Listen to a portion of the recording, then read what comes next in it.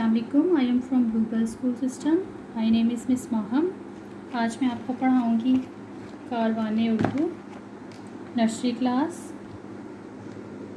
Page number 42 and my topic is हरूफ को पहचानिए, पढ़िए और लिखिए।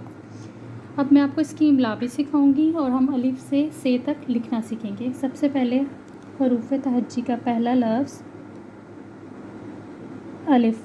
आपने बेटा क्या करना है, साथ साथ इसको ट्रेस भी करना है, ठीक है।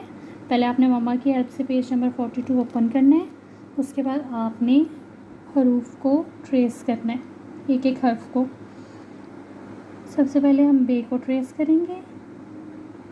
बे को ऐसे हमने सारे हरूफ को ट्रेस करना है। अब इनकी पहचान कैसे है, जो बे का ख़ानदान है ना, उसमें 5 हर्फ होते हैं, जीम के ख़ानदान में 4 होते हैं।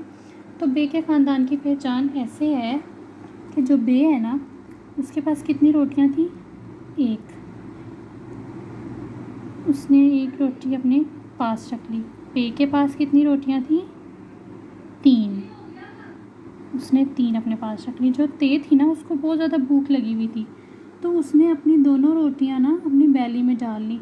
ये देखिए ना, उसकी बैली के अंदर है, तो इसलिए ते के ऊपर कितने नुक्ते आती हैं, 2 नुक्ते। टे के पास कोई रोटी नहीं थी, उसने अपने सर पे हैट ले ली, टोपी रख ली। और से जो थी वो तो ते से भी ज़्यादा भूखी थी, उसने अपने सर पेज में 3 रोटियां डाल ली। इसीलिए से के ऊपर कितने नुक्ते आते हैं, 3 नुक्ते। अब आ गया जीम का ख़ानदान। जीम के ख़ानदान में सबसे पहले आता है जीम। आपने इसको साथ साथ ट्रेस भी करना है, जैसे मैं कर रही हूँ, बहुत प्यारा प्यारा करना है आपने।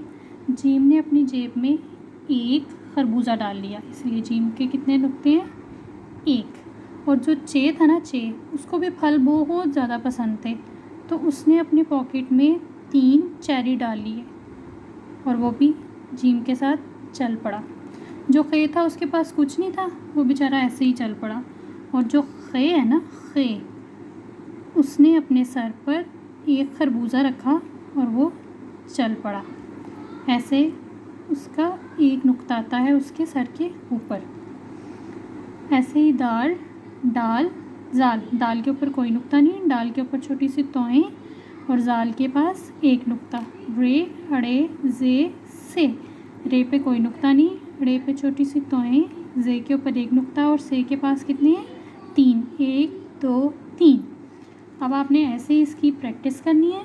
हरूफ का पहला ख़ानदान का पहला लफ्ज़ लिखा हुआ है, आपने उसके बाकी लिखने हैं।